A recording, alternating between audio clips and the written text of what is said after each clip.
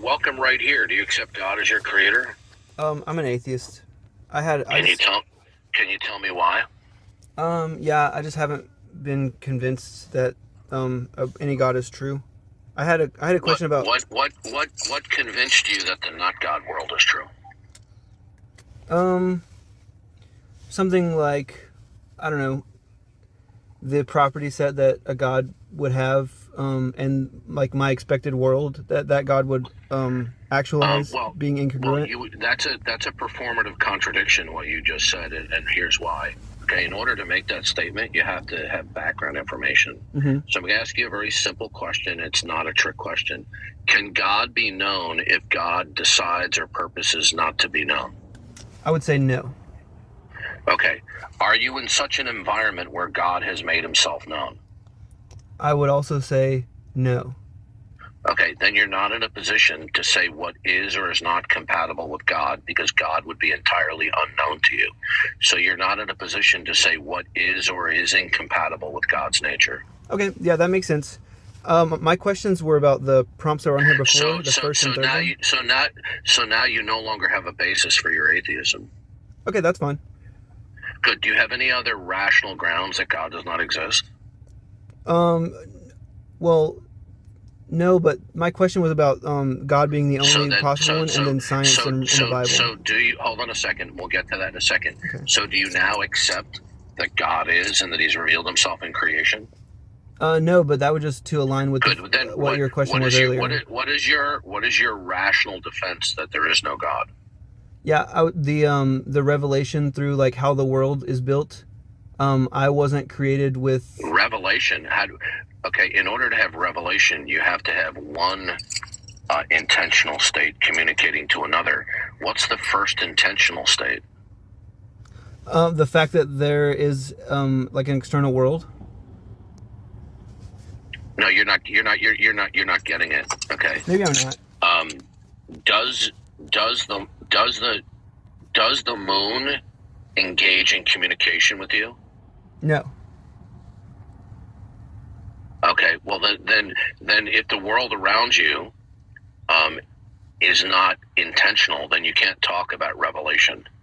No, I was saying revelation from maybe your point of view, where I should be able to look at the natural world and from that can come to the idea that God exists. Listen, revelation. Yeah, dude. Are you even listening to me? I'm trying. You can't talk about revelation when the ground of all being is not characteristically okay. Do you want to get kicked? He doesn't. He's making numerous mistakes, and I'm trying to correct him, and he's not stopping. Okay, timeless. Listen, I have sneakers older than you. I am much more educated on the subject than most of your shoes. Really? I'm 33 years old with a master's degree from Texas Christian University. If you're 33 years old, you need to stop responding to me like you're an aggressive teenager. Please wait your turn. Okay? Let him speak then. Yeah. And how old do you think I am, big man? The way you're acting, 12. Okay, I'm about to kick you. If you don't apologize for your false accusation, I'm going to kick you off the stage. Go ahead and kick me. Let him finish his sentence. Goodbye, 33-year-old boy. Yeah, 33 years old going on 16. Isn't it amazing, Pre-Sup Mars, how so many of these what sound to be like 18-year-olds claim that they're in their 30s or 40s? They must be incredibly short stature. I just think that's it's like this phenomena with like Marvel movies and Star Wars, and it's like perpetual childhood. That's what we have now.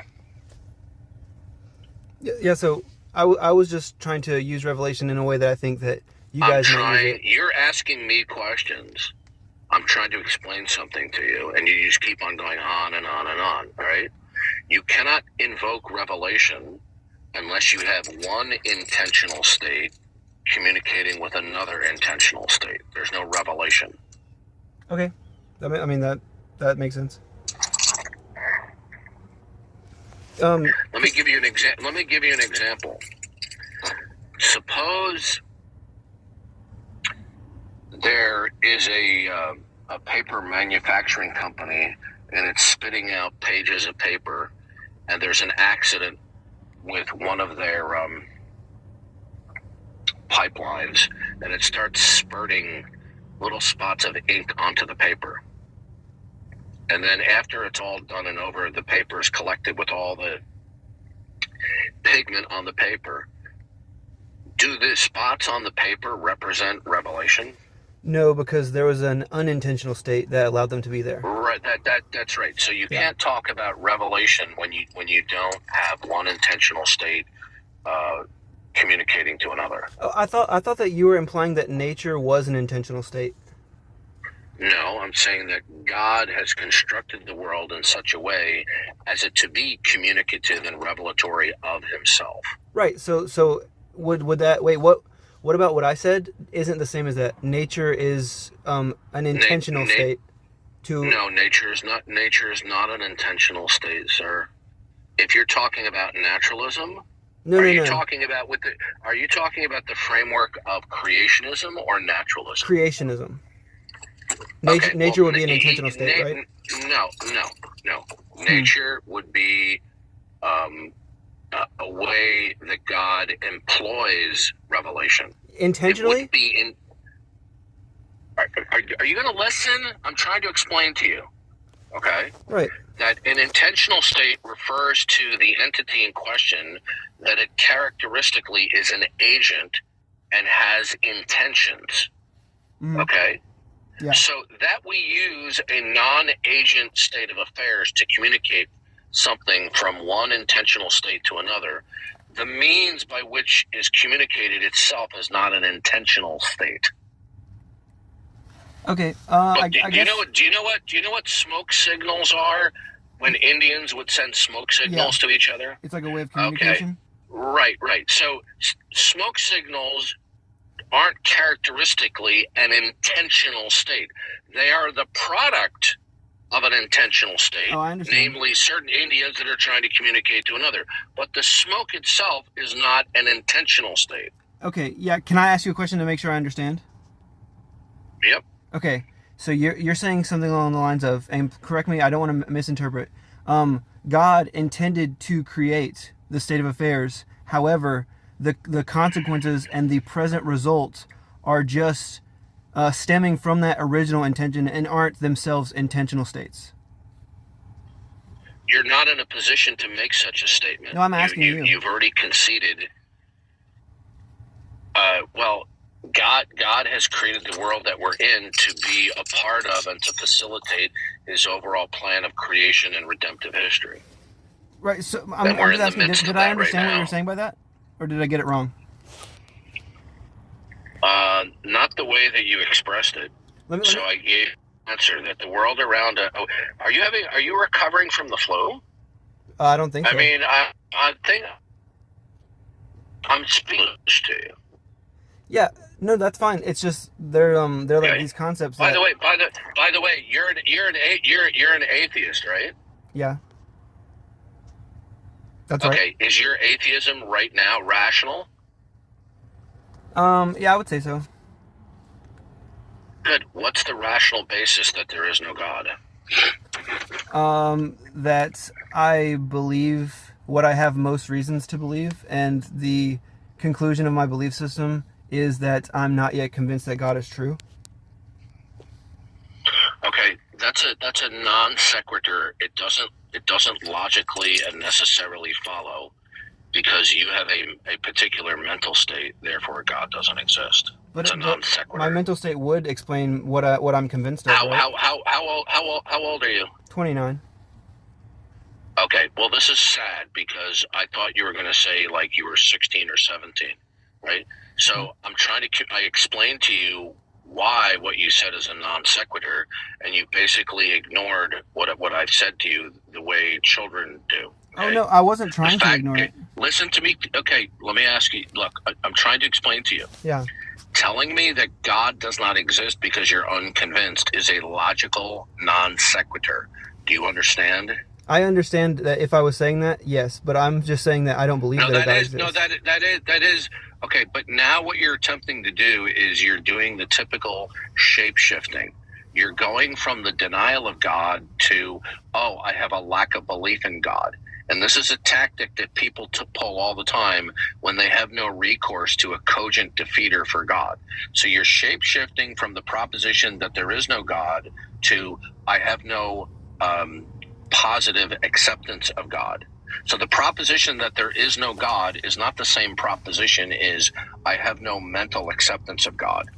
Okay? So what you've done is, when I ask you to explain to me the truth of the proposition that there is no God, what you've just expressed is just simply saying, oh, I don't have a positive belief in God. You not having a positive belief in God or being convinced, that doesn't entail the proposition that God does not exist. Okay. So I'm waiting for you to explain to me why there's no God. Well, if you said I switched from saying there is no God to saying I'm unconvinced, I would say that you're correct, and I should have just said that I'm not convinced the whole time. Okay, well, you can play that game, and that's typically what you're doing is the game that most atheists play, that you're pulling the incredulity card. But I can show you that implicitly and indirectly you deny God. So do you accept and assert that it is true of the necessity of God? Do you accept and assert the necessity of God? No, and that's what my question was going to be. Okay, so stop. Okay, so you are refusing to accept the reality of the necessity of God.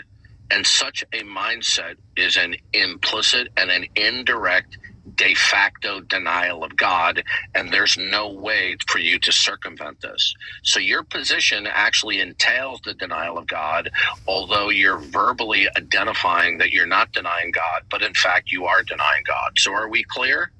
Yeah, if by that you mean that me not accepting God. Are we clear that your position upon examination necessarily entails the denial of God, although you're self-identifying as not denying God when in fact you are denying God?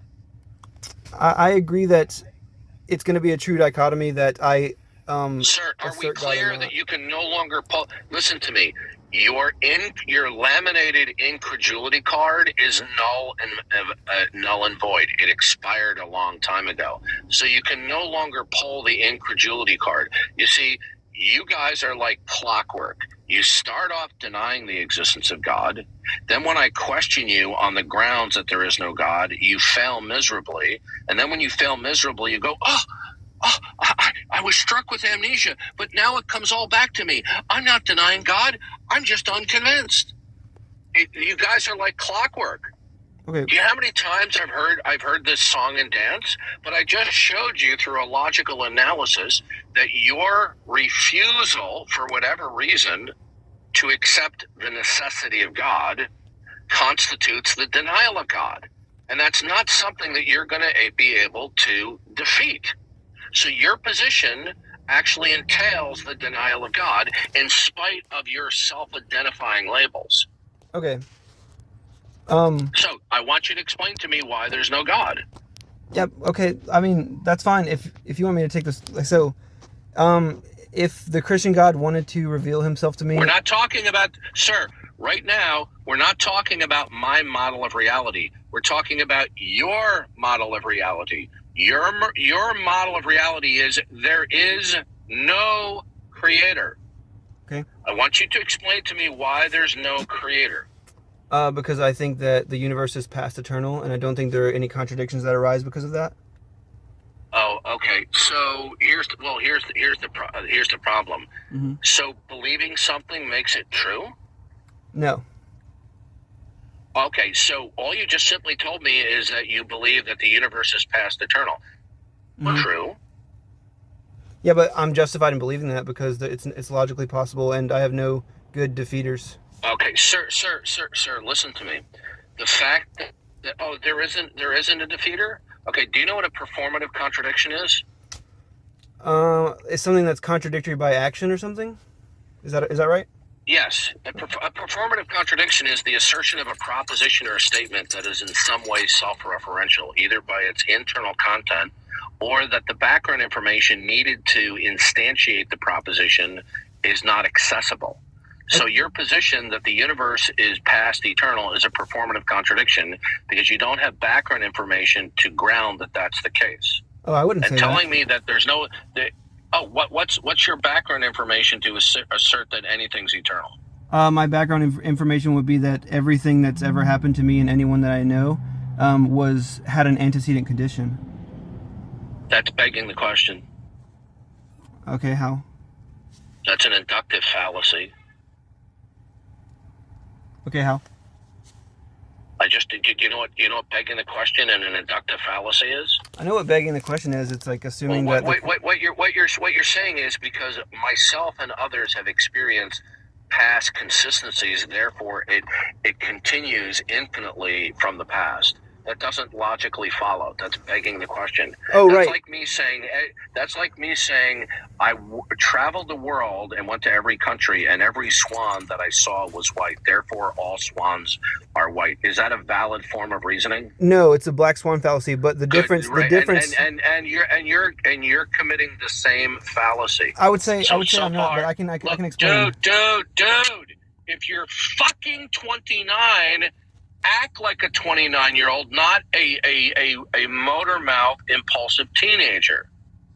Okay? Now, fast talking and over talking to me without cause makes you look silly. Okay. Now, I'm going to ask you a very simple question. If the universe is past eternally infinite, did that which is eternal and the ground of all being reveal itself to you? No. Oh, okay. So now you've now contradicted yourself. You said the assertion that the universe is past eternal is not contradictory, but you've now contradicted your assertion. I don't think so because I didn't do a black hole. Okay, dude. My head is about to explode. You tell me that you're 29. But you are literally reasoning with me like you're a teenager. I'm 63, okay? I have a little bit more experience debating on this topic in education that you do. You just contradicted yourself. How would you know that something is eternal if that which is eternal is not intentional and reveals that it's eternal? Yeah, I didn't say that I know that the universe is past eternal, and that's why I didn't commit a fallacy. So then you asserted that the universe is past eternal, irrational. No, I wouldn't say that. God does not. My patience is now asserted that exists past each. Is it characteristically intentional, and did it reveal itself to you? No, I wouldn't say that. Okay, guess right there. So you just shot yourself in the foot. Okay, can I try and elaborate why I didn't make a fallacy? What you're doing? I'm trying to explain something to you. Why are you so effing obstinate? Are you such lacking in humility that you will not be corrected in an elementary mistake that you're making? You cannot make an assertion of that which is eternal unless that which is eternal was characteristically intentional and communicative. Yeah. Now, so is that which is eternal? Does it possess the characteristic of being an intentional agent? And is that which is eternal communicative to you? No, it is not an agent. No, it did not communicate with me. Then game over. Now then you forfeit the ability of saying anything is eternal. No, I didn't say that. Are we clear? I didn't say that. In fact, the universe was eternal. Dude, are you listen to me? Are you not getting this? Being argumentative doesn't work with me. You forfeit the ability to assert that something is eternal when you concede that which is eternal is not characteristically communicative. How would you know that something is eternal unless it characteristically is intentional and can be communicative? How would you know that anything is eternal then? Because I think that God can exist and be eternal and communicative. And no, it doesn't matter. Okay, so if you believe something, therefore that makes it true? No, and that's exactly why I don't think I made a fallacy. I said that. Okay, dude, I'm done with you. You are one of the most ill-informed but argumentative 29-year-olds I've ever spoken with. You're a deer in the headlights. I keep on correcting you on basic mistakes that you make over and over and over again, and you're like the Black Knight in Monty Python and the Holy Grail, where he got both his arms and legs cut off, and he still thought he was in the fight. You are committing a performative contradiction when you say anything is eternal. Yeah, but I'm saying that I have reason to believe that it's a past eternal because Sir, there's it no doesn't matter dismotivation. that you have reason to believe it. You have no doesn't? rational basis. You have no rational basis. What are to say reasons? that okay, hey, dude, overtalk me again, and you are going to be gone. Okay? You tell me you're 29, but you're impulsively interrupting me when I'm educating you on your basic mistakes like a 16-year-old. I'm beginning to believe you're lying about your age. Now, you cannot assert with rational justification that something is eternal if that which is eternal isn't characteristically intentional and communicative that it's eternal. You now forfeit the ability to assert rationally that something is eternal. Okay? So, do you have any other line of reasoning that God doesn't exist? Because so far what you've given doesn't cut the mustard. You haven't given a rational defense that God doesn't exist. Do you have anything else? Yeah, I would say that, like, if the universe is past eternal, it was not created. There's no if here. Listen, there's no if here. I want you to give me an identity statement that functions as the negator for the identity statement of God. The only way to falsify God is through an identity statement that is the negation or negator of the identity statement of God. A cannot equal not A.